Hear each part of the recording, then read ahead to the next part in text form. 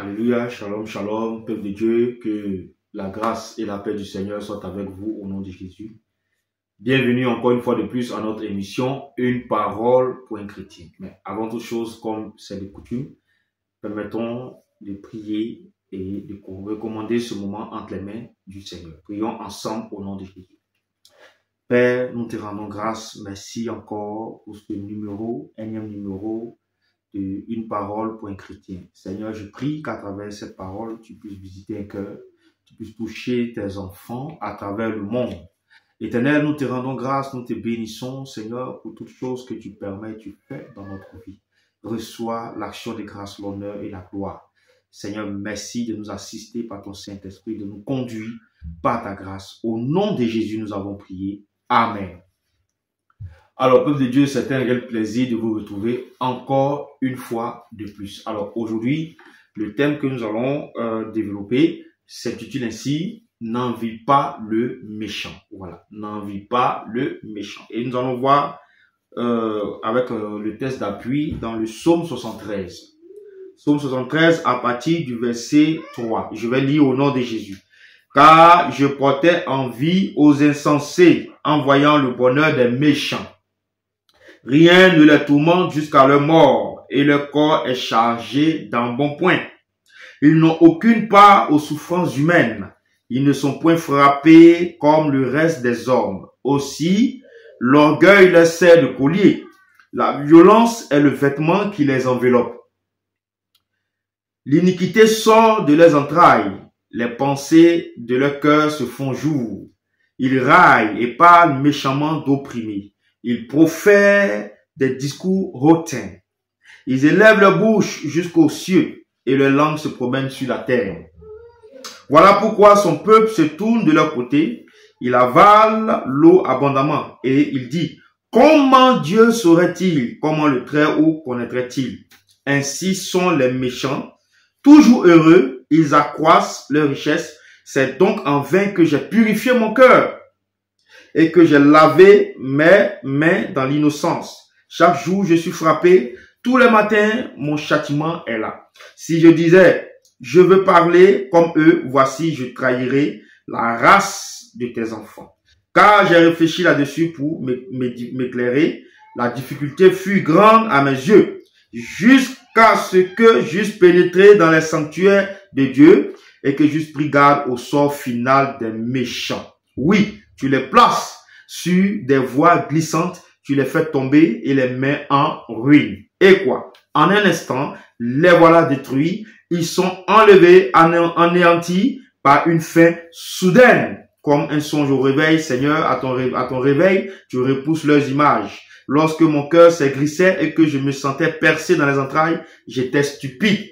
Et sans intelligence, j'étais à ton égard comme les bêtes. Alléluia. Peuple de Dieu, voici ce que la parole de Dieu dit. Ne pas envier le méchant, ne pas envier celui qui fait le mal. On a l'habitude d'entendre quelque chose, mais Seigneur, ceux même qui ne t'adorent pas, ceux même qui ne te servent pas, ceux même qui ne te connaissent pas, ils prospèrent. On a l'impression qu'ils n'ont pas de problème. On a l'impression qu'ils vivent bien.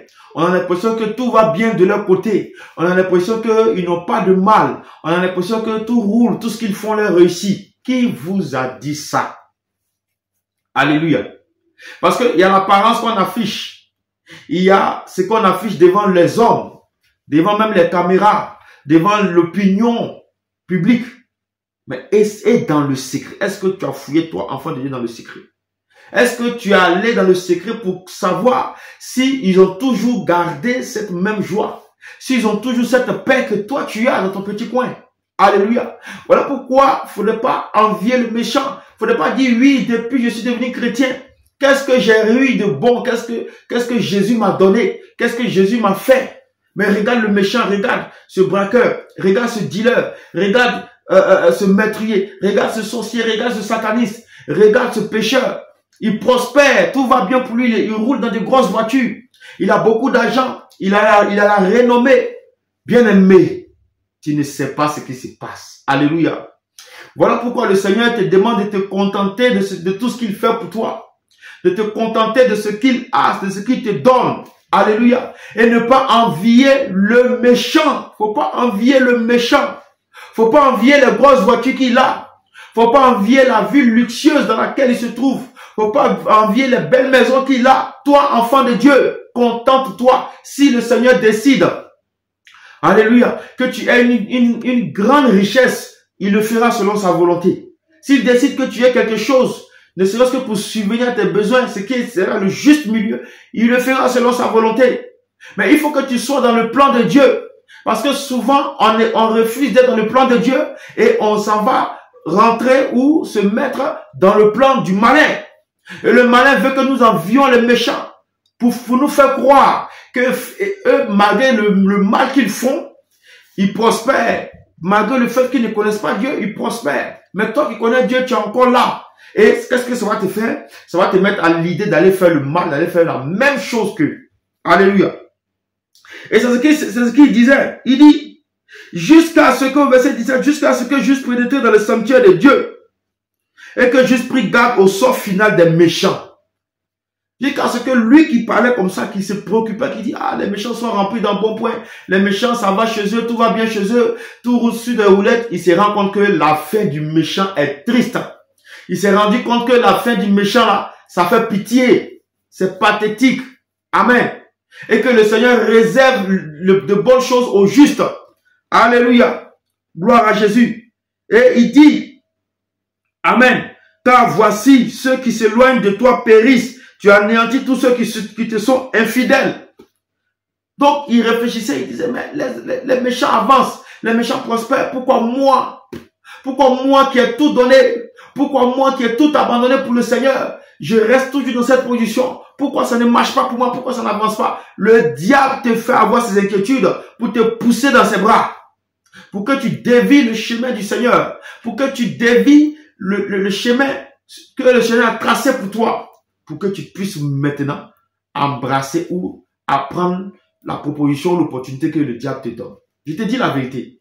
Il y en a plusieurs qui ne sont pas restés persévérants, qui n'ont pas enduré l'épreuve et qui ont fait les choses avec précipitation, qui aujourd'hui se retrouvent sur des chemins tortueux et dont ils regrettent amèrement.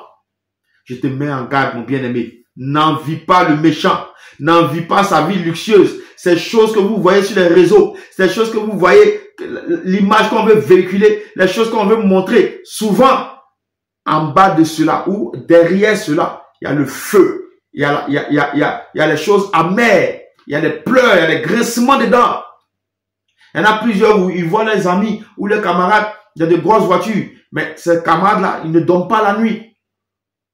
Ils sont obligés de chaque fois aller faire des sacrifices ou faire des rituels pour pérenniser leur richesse. Mais toi qui es dans ta petite cabane, tu n'as pas de compte à rendre à quelqu'un, tu as gagné juste à manger, tu manges, tu dors dans la paix.